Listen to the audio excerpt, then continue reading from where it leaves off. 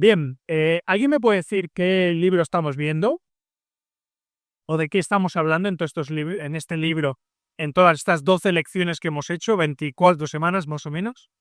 Leslie, es de la iglesia, separación de la iglesia de Estado. Pero te os una cosa, ¿pero de qué estamos hablando? Vale, esa es una de las lecciones. Doctrina de la iglesia, ¿eh? A ver, he oído por ahí. Doctrina de la iglesia. La doctrina de la iglesia, ¿pero de la iglesia cuál? Sí. La doctrina de la iglesia tiene un apellido. Local, eso es. La doctrina de la iglesia local. Y dentro de la doctrina de la iglesia local hemos estado hablando de muchas cosas. He oído a Pose por ahí hablando de lo que es la iglesia y la separación, ¿verdad? Estuvimos hablando de la iglesia y la separación. Y he oído por ahí también, creo que era Vivian, que estaba hablando de la iglesia y no sé qué ha dicho, disciplina, la disciplina de la iglesia. ¿Qué más hemos estado hablando? ¿Lo recordáis? La iglesia y la música. La iglesia y la música, también lo estuvimos viendo. La iglesia del pastor. La iglesia y el pastor, fue la primera de la prohibición de relación entre el pastor y sus miembros, los miembros y el pastor. ¿Qué más? La iglesia y la oración. La iglesia y la oración, también lo estuvimos viendo. Finanzas, y ya. Las finanzas, sí, que es la administración, las misiones, también lo estuvimos viendo. La iglesia y el Estado. La iglesia y el Estado, última lección, la semana pasada y anterior. La enseñanza. La enseñanza también. Armonía entre los miembros. La armonía, se fuera la lección número 2. Ya, tío, creo que tenemos prácticamente todas de las que hemos estado diciendo. Hemos estado hablando de muchas cosas, misiones, ya lo habías dicho por ahí. Y después de hablar de todas estas cosas, ¿qué nos faltaría? ¿Qué pensáis? La iglesia y otras. ¿Oh? La iglesia y otras cosas, un poco como me ha comenzado. La iglesia y todo lo demás. La iglesia, va, Dios. Todo lo que Isaac no ha dicho. Y otras denominaciones. Bueno, puede ser. La iglesia local y a lo mejor otras denominaciones. Todo está muy bien. La iglesia y todo lo demás que no hemos... Se nos olvida algo muy importante, es de la educación. Y la educación, bueno, hemos estado hablando de enseñanza, ¿no? Quizá tenga que ver también un poco por ahí. La iglesia y la plata. La plata. Pues sí, se hacen piratas. Yeah. Eso lo de lo era la vida la tía. Lata o plomo. Lata o... No. La iglesia y Sacristán. yo. Y yo. Ahí. La iglesia y yo. No isa caracteres. La iglesia y yo. ¿Cuál es mi parte en la iglesia y cuál es la parte de la iglesia en cada uno de nosotros? Sí. Creía que Carlos se decía porque una vez estuvimos hablando de la responsabilidad que Carlos dijo y la nuestra, ¿no? Que nos faltaba. Me acordaba de Carlos cuando preparaba la lección. La iglesia y yo. Vamos ahí, ya puedes poner, gracias, Mario. Dale ahí para adelante. Lección número 13. Hoy, a diferencia de otros, no voy a repartirlo, porque no quiero que estéis cotilleando la lección en lo que estamos viendo la lección. Quiero que salga de nosotros, que pensemos, que no estemos aquí como oyendo, cuando va uno conduciendo y va oyendo la radio ahí como algo de fondo. La iglesia y yo, ¿verdad? La iglesia y yo, es muy importante. ¿La iglesia es importante? ¿Todo esto que estamos hablando de la doctrina de la iglesia local es importante? Déjame ver. No, la anterior. No. Ahí. ¿Es importante todo eso que hemos estado hablando? ¿Qué queréis? Sí, claro. Sí, ¿no? Vamos a buscar, Carlos, por favor. Tienes ahí, búscamelo, 1 Timoteo capítulo 3, versículo 15. Te lo leo, Porfa. para que si tardo sepas cómo debes conducirte en la casa de Dios, que es la iglesia del Dios viviente, columna y baluarte de la verdad. Fijaros aquí en este texto cómo el apóstol Pablo está hablando de la iglesia, como la iglesia del Dios viviente, columnas y baluarte de la verdad. Este texto lo utilizamos también cuando estuvimos hablando de los distintivos rompistas y estuvimos diciendo que Pablo está escribiendo a quién. No sé si lo recordáis, pero hacer un pequeño break. Estamos en 1 Timoteo. ¿A quién está escribiendo? Timoteo. ¿Quién era Timoteo? Con la pastor de la iglesia, él. Éfeso. En Éfeso había un templo muy importante una de las 7 maravillas del mundo antiguo, era el tiempo de Diana, y los estudiosas dicen que cuando Pablo estaba escribiendo esto estaba acordándose de ese templo de Diana y las columnas que había allí, que era un templo muy grande. Cerramos break. Estamos hablando aquí de, en este texto, cómo debes conducirte en la casa de Dios, ¿verdad? ¿Cómo debes conducirte en la casa de Dios? Debemos conducirnos con pureza de corazón. ¿Y por qué debemos conducirnos con pureza de corazón en la casa de Dios? Porque la casa de Dios, porque la iglesia de Dios es muy importante. Vamos a ver 5.6 puntos muy rápidos de por qué es importante. Déjame ahí, no ahí. ¿La anterior? Ahí. ¿Por qué es importante? La Biblia resalta la importancia de la iglesia. En primer lugar, en nuestro texto que estamos viendo, la iglesia es importante porque es columna y baluarte de la verdad. 1 Timoteo 3:15. La iglesia se predica la verdad de la palabra de Dios. Además, la iglesia no debe menospreciarse. Pepe, búscame por favor 1 Corintios 11:22, lo vamos a seguir por ahí. Neri, me puedes buscar Mateo 16:18. Hermano, no sé sus nombres. ¿Su nombre? Caterín y Rodrigo. ¿Tienen Biblia? ¿Me pueden buscar, por favor? Hechos 2:47. Caterín y Rodrigo, ¿me puedes buscar Colosenses 4:16? Y por ahí detrás, Luis, Apocalipsis 1:20. ¿Vale? ¿Tenemos todos? Vamos a ir con Pepe. 1 Corintios 11:22. Pues qué, ¿no conocéis casas en que comáis y bebáis? ¿O menospreciáis la iglesia de Dios y os avergonzáis a los que no tienen nada? ¿Qué os diré? Os halagaré. En esto no os halago. Estamos aquí hablando dentro del contexto, ¿verdad?, de la cena del Señor. Hoy hemos tenido la cena del Señor aquí. Y habla aquí el apóstol Pablo, ¿o menospreciáis la iglesia de Dios? La iglesia no se debe menospreciar, es muy importante. La iglesia es columna y baluarte de la verdad y no se debe menospreciar, porque ¿quién fundó la iglesia? Mateo 16:18. Y yo también te digo que tú eres Pedro, y sobre esta roca edificaré mi iglesia, y las puertas de la de prevalecerán contra ella. No prevalecerán contra ella, ¿verdad? El otro día viniendo del retiro hablábamos en el coche precisamente de esto, hablando del tema de la elección del nuevo papa, ¿verdad? Y ahora Tepe, que lo hablábamos otro día en el coche, de esa confusión que tiene la Iglesia Católica mezclando ese Pedro como primer papa, como representante de Dios en la tierra, y con ese texto tan erróneo, ¿verdad? Dice Pedro como Petros, piedra pequeña, y Petra como esa piedra fundacional, esa piedra, ¿verdad?, que desecharon los edificadores. Hechos capítulo 4, versículos 11 y 12, esa confusión que hay ahí. Pero vemos aquí la importancia de la iglesia porque Jesucristo mismo fundó la iglesia. ¿De quién está hablando en ese texto que has leído aquí? ¿Habla de la iglesia de Pedro o de quién habla en ese texto que has leído, Neri? Habla de... No, sí, pero ¿qué dice el texto? Y yo también te digo que tú eres Pedro, y sobre toda esta roca edificaré mi iglesia. ¿Edificaré qué? Mi iglesia. No la iglesia de Pedro. Mi iglesia. Jesucristo es el único arquitecto, constructor, dueño y señor de la iglesia. Jesucristo fundó la iglesia. Y además, Hechos 2:47. Alabando a Dios y teniendo favor con todo el pueblo. Y el Señor añadía cada día a la iglesia los que habían de ser salvos. El Señor añadía a la iglesia. Es de suma importancia la iglesia porque el Señor es quien añade a aquellos que por gracia son redimidos, aquellos que por gracia son salvos. Colosenses 4:6.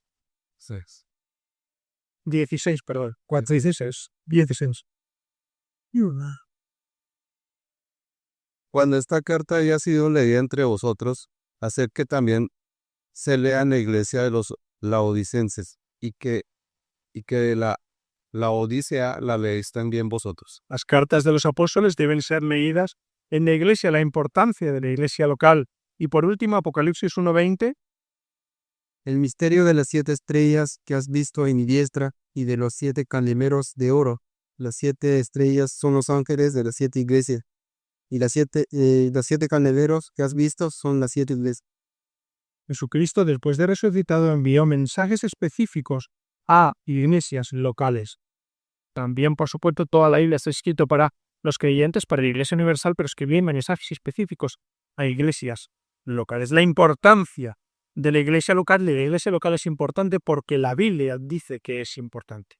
Hemos empezado diciendo que vamos a hablar de la iglesia y nosotros, la iglesia y tú, cada uno de nosotros. Antes de que pase ahí Mario, quiero hacer una especie de brainstorming. ¿Sabéis lo que es? Y de meta de tormenta de ideas. Tormenta de ideas. Eso lo enseñé en la universidad hace muchos años. Esa traducción, ¿no? Brainstorming. ¿Lo pronuncio bien, pastor? Más o menos. ¿Qué nos ofrece la iglesia cada uno de nosotros? ¿Qué nos ofrece la iglesia cada uno de nosotros? Conocimiento. Conocimiento, ¿vale? Enseñanza. Bien. Cobertura. ¿Perdón? Cobertura. Tengo cobertura. Hay sitios donde no hay cobertura. ¿Qué más? La familia. Una familia. Bien. ¿Qué más? Refugio. Refugio, como la cueva de David de esta mañana de la Jerimera de Samuel. Puede ser. Refugio, ¿vale? Puede ser también. Sí, mi padre se me decía que la iglesia es una reunión de pecadores, de gran refugio de pecadores. Más cosas. ¿Sí, hermandad? Hermandad. Tiene igual algo que ver también con frase de educación. ¿Qué más? Valores. Perdón. El perdón lo ofrece Jesucristo. La iglesia como tal, quizá no tanto. ¿Qué más? ¿Ha ido por ahí? Aquí la HD de amor. Otra. Perdona, ¿qué te había oído? Valores. Bueno, puede ser también, sí. Más cosas. Un espacio para servir. Un espacio para servir, importante. ¿Hemos venido aquí a quitar las sillas, hermanos? No vale. No venimos aquí a eso, venimos a servir. La iglesia también, ¿qué hemos hecho hoy? Por ejemplo, Alabar a Dios. la doctrina del Señor. Una de las funciones de la iglesia local es administrar las ordenanzas. ¿Qué más usáis? Disciplina, he oído por ahí, decidlo más alto, venga. ¿Qué más? A mí no hemos hablado de la disciplina. ¿Qué más queréis? Un crecimiento espiritual diario. Bien. Infinito espiritual a través de la comunión con los hermanos, de la enseñanza, de la predicación, de servir en la iglesia. ¿Qué más? ¿Alguien más? ¿Alguna idea más? En no partir con los hermanos. Sí, también. Creo que lo ha dicho Claudia, ¿no? Compañerismo, confraternización, hermandad, podemos decir. Conocimiento a la garrata de la palabra. También lo ha hecho Pepe, enseñanza. La oración. La oración también, orar todos los hermanos juntos. Vamos a ver una serie de cosas que nos da la legionada. Si la primera de ellas, María, porfa. Ordenanzas. Ordenanzas. Estaría bien, ¿qué pensáis? Imaginaros la siguiente situación. Vamos, me pongo yo, estoy malito en el hospital. Y viene el pastor a verme. Y es primer domingo de mes. ¿Debe venir el pastor y administrarme, por ejemplo, la cena del Señor? Y la hermana que sí. Venga, más no. Una pregunta abierta. ¿Y por qué? Sí. ¿Te has dicho? Que sí. ¿Y tú? Después de cultas. Vale. Pero yo tengo bastante importancia para dejar el curso y venir a ver. Vale. Y un sí también. Yo no, pues que no. Dice Jos. Más. No. No, dice no. Bueno, sí. Que ha ido allá, me ha caído en las dos, ya no. Bueno, no sé.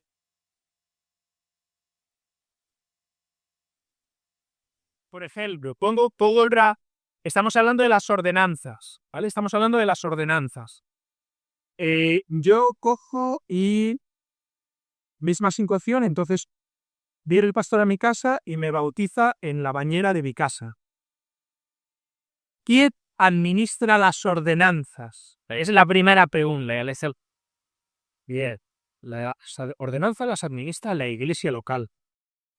En su representación el pastor. Si el pastor no estuviera, se puede hacer otro representante de la iglesia, podría administrar las ordenanzas. Pero quien administra las ordenanzas es la iglesia local. Amén. Ese acto de ir a un sitio a dar la cena del Señor a un hermano que por hecho por B no puede venir, no es correcto, porque las ordenanzas las administra la iglesia local. El pastor no tiene que ir en su morrón, en su mochila, o la que tiene Chema por ahí, que antes me molestaba al poner mi pierna ahí, con un poquito de pan y un poquito de vino ahí en un frasquito para que si va a visitar a un miembro a su casa, esté enfermo, o porque va a visitarle a tocarse un café y el hermano no ha venido, cuando se administra las ordenanzas le va a dar allí el pan y el vino.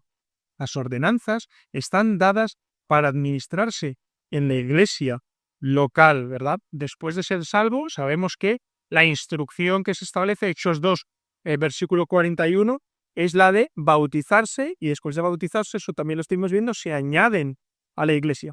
También nosotros como creyentes, una vez somos miembros de la iglesia, debemos de tomar parte en la cena del Señor.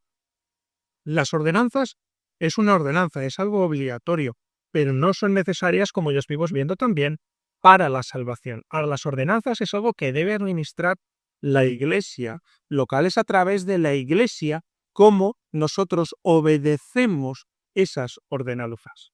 ¿Vale? Es a través de la iglesia como cada uno de los miembros obedece ese mandato espiritual, obedece esa enseñanza. ¿Qué más? Vayamos sabiendo que la iglesia es un lugar para administrar las ordenanzas. Segundo punto que vemos ahí. Adoración. Está muy bien esto de irse al monte y cantar a viva voz allí uno solo, pero la iglesia habla de que hay un tiempo específico de adoración y de alabanza, ¿vale? ¿Cuál es ese tiempo que viene fijado desde los tiempos de la fundación de la iglesia? El domingo. El domingo. ¿Por qué el domingo? Porque es cuando resucitó Jesús. Que es el día que resucitó Jesús. Nosotros ya no estamos bajo ese antiguo pacto, el sábado, no guardamos el sábado, ¿de acuerdo? Que era pueblo de Israel, antiguo pacto, estamos bajo el nuevo pacto y desde el principio la iglesia ha estado cogiendo y ha estado guardando el domingo como un día especial, como un día reservado, el primer día de la semana. Me había quedado ahí con Luis. Ismenia, ¿me puedes buscar, por favor? Primera de Corintios 16:2 y Marvin, Hechos 27. Hechos 27. Ismenia, Primera de Corintios 16:2. Y luego por ahí detrás, Paqui, para darte tiempo, no te pongas nerviosa. Hechos 10:25, por favor. Hechos 10:25. Vamos ahí a estar viendo. La iglesia nos provee un lugar para la adoración. ¿Por qué? Porque la adoración colectiva es muy importante. La adoración dentro de la congregación es una parte vital dentro de la vida espiritual de cada creyente. Vamos a ir a Hechos 27. Sí, ahora busco Hechos 27 y ahora vamos con 1 Corintios 16:2. El primer día de la semana, reunidos los discípulos para partir el pan, Pablo les enseñaba habiendo de salir al día siguiente y alargó el discurso hasta la medianoche. Primer día de la semana, estaba reunida la iglesia para hacer lo que hemos hecho hoy, el partimiento del pan, las ordenanzas, y dice que Pablo, como el pastor, a veces se alargó demasiado hasta que hubo alguno que cogió y casi se durmió hasta el día siguiente. 16:2 de 1 Corintios. Cada primer día de la semana, cada uno de vosotros ponga aparte algo, según haya prosperado, guardándolo para que cuando yo llegue no se recoja. Entonces, La primera día de la semana, el acto de la ofrenda, como hacemos aquí también, se recogen, las ofrendas. Hebreos 10:25. Cuando Pedro entró, salió Cornelio. No, Hebreos. Hebreos 10:25. ¿Lo había dicho Hechos 20? ¿He dicho yo Hechos? No, pues me he equivocado yo, perdón. Te lo busco yo, Paqui, luego ya te doy otro, ¿vale? Hebreos 10:25, perdón. Hebreos 10:25. No dejando de congregarnos, como algunos quieren por costumbre, sino exhortándoos, y tanto más, cuando aquel día se acerca. No dejando de congregarnos, tenemos que congregarnos. La iglesia nos provee un espacio específico, bueno, para congregarnos y para adorar al Señor. Y fijaros que la siguiente parte también habla, sino exhortándonos. No dice exhortando, sino exhortándonos todos juntos. Al adorar juntos nos fortalecemos con otros hermanos. Los talentos y los dones, que luego hablaremos también un poquito de ello, también nos ayudan a contribuir a nuestra adoración personal, oír a otros hermanos orar, oír a otros hermanos testificar, enseñar o cantar, también bendice nuestras vidas. Por lo tanto, también la iglesia nos proporciona un ambiente adecuado para realizar la adoración al Señor. Tú puedes adorar al Señor en cualquier sitio, pero el ambiente que crea la iglesia para eso es un ambiente bueno, un ambiente propicio para ello. Vamos con la siguiente. Alguien había dicho por ahí, creo que había sido alguien. Disciplina, guía, corrección también, porque somos seres humanos, necesitamos también corrección. Estuvimos hablando de la iglesia y la disciplina, ¿recordáis? Hace como 2 o 3 lecciones aproximadamente. Hay veces que necesitamos el consejo, ¿verdad? La guía de otros hermanos que son más veteranos o más sabios o que tienen más experiencia, ¿verdad?, en la fe. Pongo el ejemplo de las reuniones de Alcohólicos Anónimos, por ejemplo. ¿Un alcohólico necesita de otros alcohólicos para dejar de beber? No, pero también es una manera de coger y de poder reunirse, de expresar entre gente que vive de la misma manera. Pasa, Jesús, ahí tienes sitio si quieres. De poder reunirse con otras personas que tienen su misma situación para poder hablar abiertamente en, como digo, situaciones con gente que tiene la misma problemática. Cuando nos reunimos aquí en la iglesia, las situaciones que puedan tener unos hermanos y otros no tienen por qué ser muy distintas. Entonces, también esa reunión dentro de los hermanos nos permite que entre unos y otros nos podamos escuchar, nos podamos oír, podamos buscar ese consejo, ese apoyo, y es importante esa reunión de hermanos para los problemas espirituales, ¿verdad? Vamos a ver un texto ahí también, ahora sí, Paqui, búscame. Filipenses 2:12. Filipenses 2:12. Y Luis, Hebreos 3:13. Hebreos 3:13. La iglesia nos ayuda o nos proporciona una guía y una corrección en nuestras vidas. Filipenses 2:12. Ya. Por tanto, amados míos, como siempre habéis obedecido, no como en mi presencia solamente, sino mucho más ahora en mi ausencia. Ocupaos en vuestra salvación con temor y temblor. Temblor. Ocupaos en vuestra salvación, ¿verdad? Evidentemente no se está refiriendo aquí en ningún caso, en el apóstol Pablo, a la salvación por obras, sino el proceso de santificación que tiene todo creyente desde que es salvo hasta que vayamos con el Señor. Y fijaos aquí que el apóstol Pablo está utilizando un término en plural. No dice, ocúpese cada uno a sí mismo en su salvación. Ocupaos, ¿verdad? Nos está diciendo que debemos hacer esa exhortación, ese proceso de santificación del creyente no debe ser aislado como un monje ahí en el monte solo. Ocupaos todos juntos, ¿verdad? Deben hacerlo en conjunto, ese proceso de santificación, ese proceso de ser más semejante cada día a Cristo. Hebreos 3:13. Antes exhortados los unos a los otros, cada día, entre tanto que se dice hoy, para que ninguno de nosotros se enveneniga por el engaño del pecado. Exhortaos, ¿verdad? Igual, unos a otros, el hacerlo siempre en comunión, en conjunto, unos hermanos con otros. ¿Qué más? ¿Qué más? Otro punto. Había dicho Pepe por ahí, creo que José también. La enseñanza, ¿verdad? La importancia de la enseñanza. Dale ahí, Mario, porfa. Ahí estamos, la enseñanza. Uno de los dones que el Señor ha dado a la iglesia son los maestros. Vamos a buscar, Juan Carlos, Hechos 13:1 y Hans, Efesios 4:11. Efesios 4:11.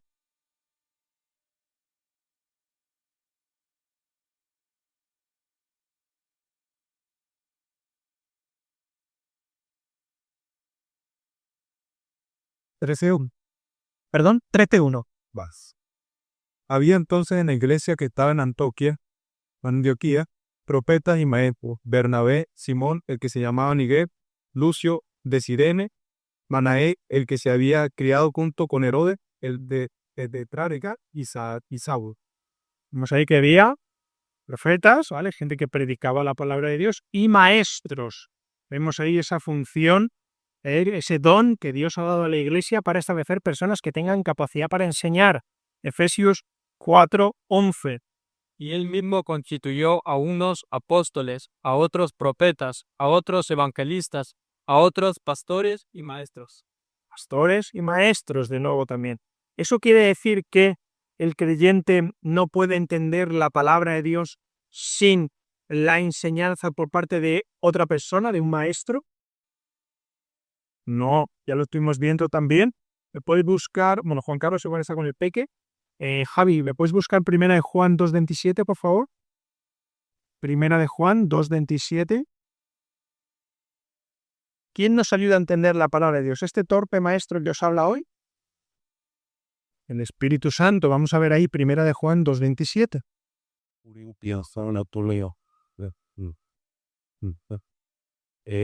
Cuando quieras, Isaac. Dame. Pero la unción que vosotros recibisteis de él permanece en vosotros. No tenéis necesidad de que nadie os enseñe. Así como la función misma os enseña todas las cosas y es verdadera y no es mentira, según ella os ha enseñado, permaneced en él.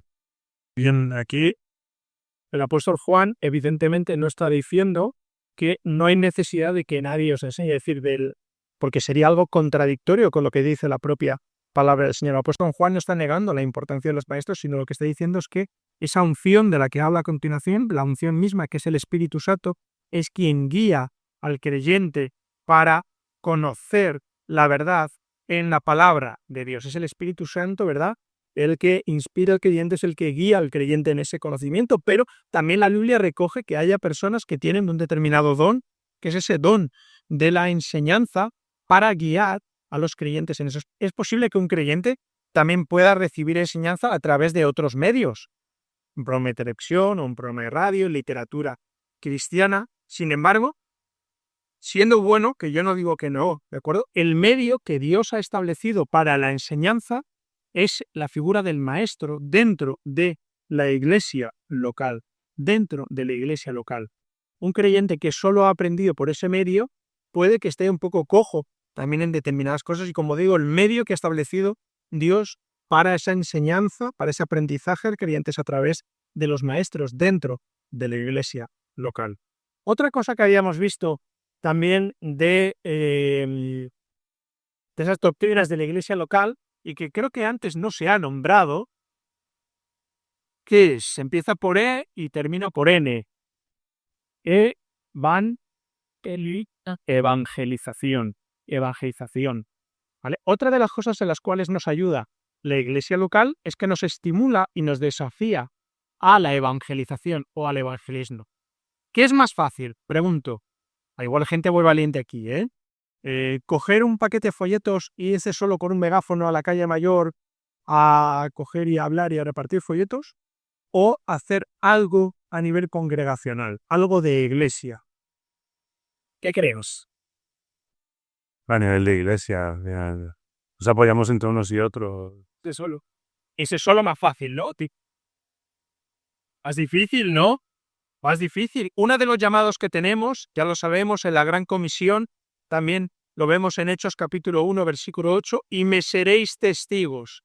Es decir, somos llamados a ser testigos, somos llamados a realizar ese área de evangelismo. Y ese área para muchos creyentes es una de las áreas más difíciles, ¿verdad? Más difíciles. ¿Y por qué creéis que es difícil? Porque te confrontas con las personas. Te confrontas con las personas. ¿Y qué ocurre cuando tienes esa confrontación? Que después casi siempre rechazo. Rechazo, perfecto. Tensión. ¿Perdón? Tensión entre Tensión. ideas. ¿Pero por qué puede venir el rechazo y la tensión? Porque a lo mejor cuando nos hacen esa confrontación que está diciendo Claudia o de Yanira, ¿qué ocurre? Que no sabemos a lo mejor cómo responder. Puede ser, ¿verdad? Una de las cosas o uno de los debes que muchos creyentes tienen es que en ese punto de evangelización no están instruidos a la hora de evangelizar y a la hora de poder responder, ¿verdad?, a esa confrontación, a ese desafío, a ese rechazo que hemos cogido y hemos estado hablando. Sin embargo, cuando salimos como grupo o cuando salen, por ejemplo, por parejas, ¿cómo van los testigos de Jehová? No, los testigos, claro, los mormones, ¿verdad? La chapita. No, los siempre van en a mí también, tampoco. Siempre van en pareja. En caso. Siempre van en pareja. Siempre. Es más difícil coger y siempre, porque cuando no es uno es otro, siempre va uno Yo siempre cuento que cuando en uno de los trabajos que yo tuve, que era un tema de comercial, de unas de líneas telefónicas y eso, una de las maneras cuando aprendías era ir de mochila. ¿Sabes lo que era ir de mochila? Sí, de aprender, ¿no? Eso es, ibas con uno que sabía y tú ibas como una de su mochila, ibas con él a acompañarle para ver cómo cogía y cómo hacía las cosas. Pues esto igual. La Iglesia nos estimula en la evangelización y la evangelización a la cual somos llamados es más fácil, es más, entre comillas, cómoda o incluso más eficaz yendo todos juntos como Iglesia a la hora de repartir tratados que yendo uno así como a la guerra individualmente allí a lo que sea, ahí a, como se está utilizando el término taurino a Portagayola. No sé si sabéis lo que es. Si no, luego lo miráis. Bueno, pues a Portagayolas, en la plaza de toros, el torero, no sabéis que abre la puerta de Toriles, se abre y el torero se pone de rodillas a recibir al toro, a Portagayola y decir, vete para mí. Así, eso es, pues igual. Es más difícil hacer eso que hacerlo cuando se coge y hay un conjunto de personas. Nos estimula y nos desafía a la evangelización en grupo que uno solo. ¿Qué más? Antes ha hablado alguien también por ahí de ello. ¿Hemos venido a qué? ¿A calentar el asiento? A servir. La Iglesia nos da una oportunidad para servir. Vamos ahí, me había quedado por ahí detrás, hermana. 1 de Pedro 4:10. Y Lizardo, 1 de Corintios 12:7. Te voy a dejar ahí, no me pierdas 1 de Corintios 12, ¿vale, Lizardo, por favor? Que íbamos a ver varios textos. Vamos a 1 de Pedro, primero, 1 de Pedro 4:10. No.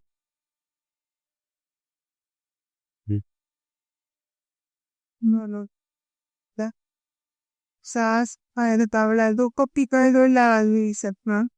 Recordar que cuando si viste los requisitos, se deduce. De dos en dos, eso es. Ahí tenemos el ejemplo. Eso es. Eso también nos ayuda. Lo que decías, animando los motivos al lector. Eso es segundo de para que tiene temor, pues el otro y anima. Ahí tenemos, como bien ha dicho Carolina, el ejemplo, ¿verdad? Que nos da el Señor Jesucristo, como no los mandó ahí solos, sino los mandó de dos en dos también para, en esos momentos de dificultad, apoyarse en nosotros. 1 de Pedro 4:10. Cada uno, según el don que ha recibido, miníspelo a los otros, como buenos administradores de la multiforme gracia de Dios. Esto sería para hacer una lección completa. No es el caso. Pero vamos a ver un poquito de ello. ¿De qué está hablando aquí? De los dones, ¿verdad? ¿Qué son los dones? ¿Tú que tiene cada persona? ¿Te falta algo? ¿Mozart tenía un don? Sí, por supuesto. No, también puede. Mozart tenía un talento. ¿Por qué? ¿Cuál es la diferencia entre talento y don? Porque el don es dado por el... Eso. Pero es dado por el Espíritu Santo ¿para qué? Para su uso en la iglesia local. Esa es la diferencia. Uno puede tener un talento natural, una facilidad natural para hacer algo, para hacer música, para... hay gente que es buena, por ejemplo, con temas de mecánica o a la hora de hablar idiomas. Sin embargo, el don es cuando nosotros ponemos ese talento que es dado por el Espíritu Santo al servicio del Señor en la iglesia local. No en, uy, qué bien canto, voy a coger y me voy a hacer rico a través de mi voz. Es poner el servicio, ese don que ha dado el Espíritu Santo a cada creyente para ponerlo en marcha en la iglesia local, no en otro sitio, hermanos, en la iglesia local. Si luego lo pones en práctica en la iglesia local y también puedes bendecir a otros hermanos de otra manera, gloria a Dios, hay hermanos que cantan en la iglesia y luego han sacado discos y todo está fenomenal. Pero el don está hecho para ponerlo en práctica en la iglesia local. Lo hemos estado leyendo, ¿verdad? Cada uno, según el don que ha recibido, ministrelo a los otros, ¿verdad? Ministrelo a los otros. El don no es para uno mismo. El don no es para guardarlo uno mismo. ¿Es para qué? Para ministrarlo a otros, ¿verdad? Para ministrarlo a otros, para ministrarlo dentro de la iglesia. ¿Y quién tiene un don?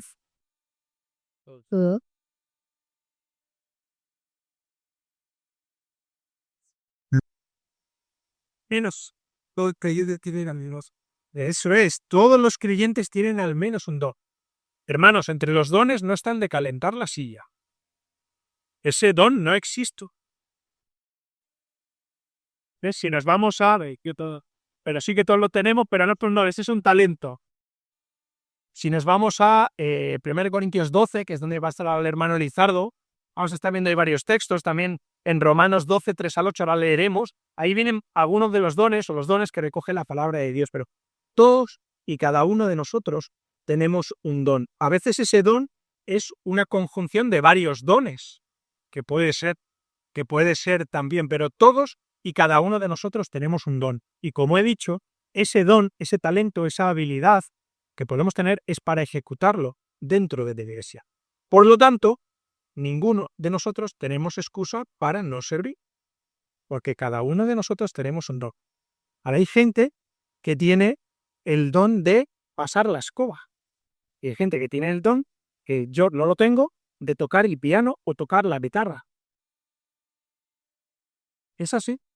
Cada uno tenemos un don. Ahora vamos a ver un poco de esos, ¿verdad? Un don espiritual es esa habilidad que Dios concede por su gracia a cada creyente y por medio del cual el Espíritu Santo ministra a través de él en la iglesia. Ese don espiritual se gana, es decir, hay que coger y hay que picar piedra, hay que hacer cosas para ganar ese don, hay que trabajar ese don.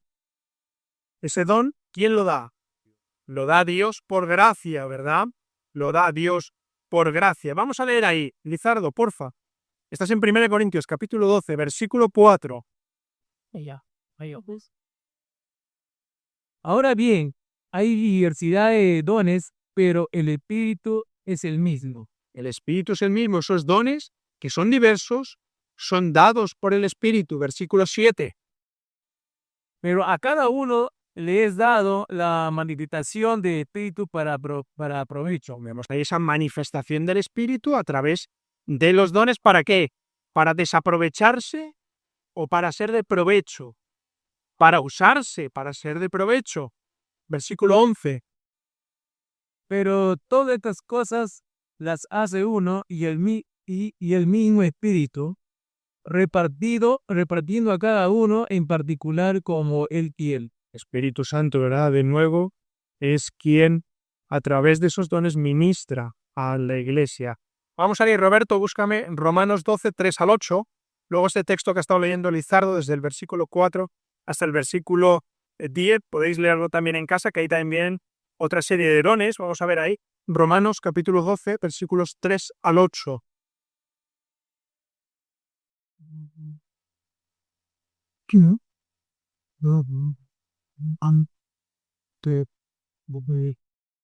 Romanos 12, 3 al 8. Dice, ¿no? 3 al 8. 3 al 8.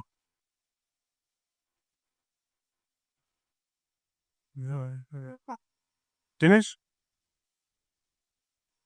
Sí, Dale.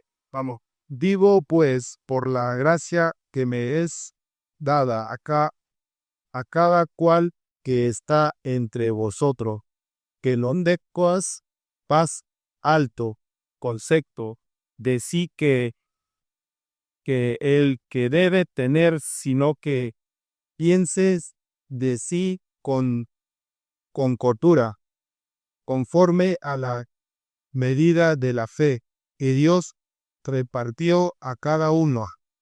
¿Sigo? Hasta el versículo 8, ¿no? Porque de la manera que un cuerpo tenemos muchos miembros, pero no todos los miembros tienen la misma función, así como nosotros, siendo muchos, somos un cuerpo de Cristo y de todos miembros de uno de los otros. Vale, paramos ahí. Vemos ahí, ¿verdad? Versículo 3. Por la gracia que me es dada entre vosotros, que nadie tenga más alto concepto. Dice, última parte, esa medida de fe que Dios repartió a cada uno de nosotros. Somos muchos miembros. Vamos a continuar. Rosario, continúa ahí también. Vamos yendo un versículo cada uno, que si no, no leemos. Rosario, Ana, Gio. Continuamos hasta el 8. Vamos al 6 que nos habíamos quedado. De manera De manera que teniendo diferentes dones según la gracia que nos es dada, si es de profecía, úsese conforme a la medida de la fe. O si de servicio en ternir, o el que enseña en la enseñanza. El que exhorta en la exhortación, el que reparte con liberalidad, el que preside con solicitud, el que hace misericordia con alegría.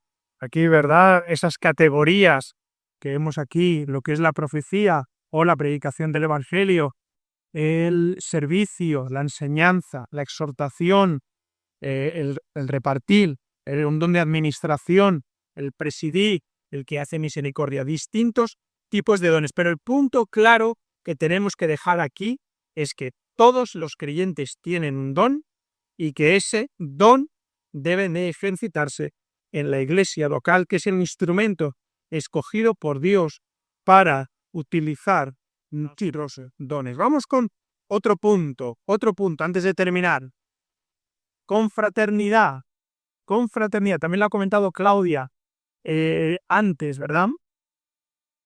¿El aspecto social en las iglesias es algo malo? No. Entonces lo que debemos hacer en la iglesia es quitar todas estas sillas y poner un billar, un futbolín, un tapete de eso para jugar al mus. No, coma siempre y cuando no sustituya a la labor principal de la misma. Hay que tener mucho cuidado con este tema. Es un tema que hay que tratar con mucho cuidado porque no se puede convertir la iglesia en un club social, pero tampoco podemos ser una especie como de gente arisca, no sé cómo decirlo, donde no haya, parece que somos unos muermos. No es así, somos llamados, ¿verdad?, a coger y a tener alegría, compartir entre los hermanos nuestras convicciones, nuestras creencias, ¿verdad? De hecho, tenemos el ejemplo también en el Nuevo Testamento, cómo se hacían fiestas dentro de la iglesia, fiestas de amor. Si vamos a 1 Corintios capítulo 11, es el texto que también utilizamos para la Cena del Señor. 1 Corintios capítulo 11, lo voy a leer yo, que así vamos más rápido. Versículo 20, dice: cuando pues os reunís vosotros, esto no es a comer la Cena del Señor, versículo 21, porque al comer cada uno se adelanta, tomar su propia cena y uno tiene hambre, otro se embriaga. Aquí lo que queremos decir, aparte de ese tema en concreto, es que se reunían, las iglesias se reunían y celebraban fiestas de amor dentro de la iglesia. Por lo tanto, la Biblia no se opone a tener esas celebraciones dentro de la iglesia. Lo que se opone es a ¿qué?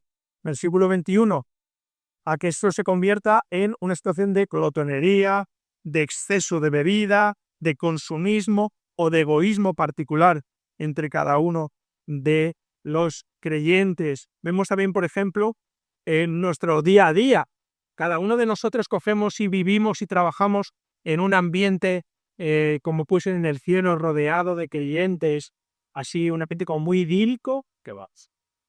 Joder, pega. Al contrario, somos como Lot, ¿verdad?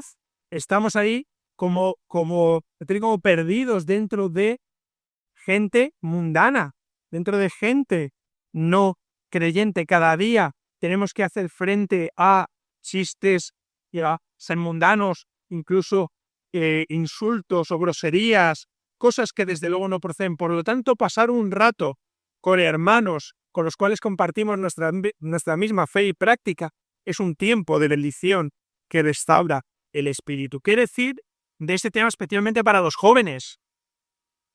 Porque a lo mejor los que somos un poco más mayores, que tenemos familia, es diferente, pero todos hemos sido jóvenes. Una vez, algo. Aunque había jóvenes también, ¿verdad? Yo pensando ahora me mira así Bianca por el lado, o Gastón. Yo cuando estaba Jadi también, o Matías, que no ha venido por aquí. A los jóvenes que tienen tantas atracciones fuera de, tantos llamados por los amigos. Oye, ¿qué vas a hacer el domingo? Vamos a coger y vamos a quedar al fútbol. Mi padre contaba que cuando conocí a mi madre con 15 años, él jugaba al fútbol. Entonces, cuando conocí a mi madre y le dijo que él los domingos iba a la iglesia con su novia, le dijeron: tú eres un cuilla, te has convertido en un santito o algo así, ¿verdad? Es verdad, eso es algo a día de hoy.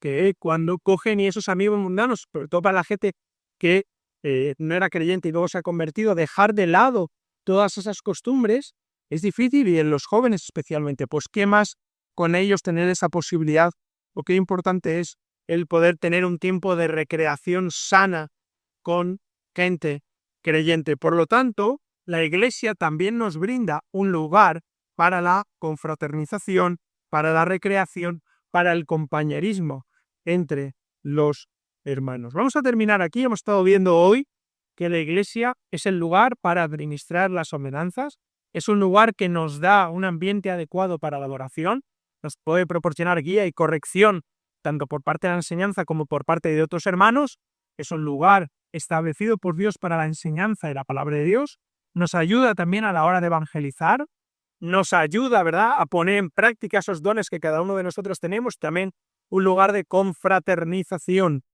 Nos terminaremos ya la semana que viene viendo cómo la Iglesia también nos da un lugar para obtener una experiencia práctica, y también nos da, que alguien lo había dicho también al principio, una familia, nos da hermanos en Cristo. Y aparte de eso, hoy, en resumen, ¿de qué hemos estado hablando? De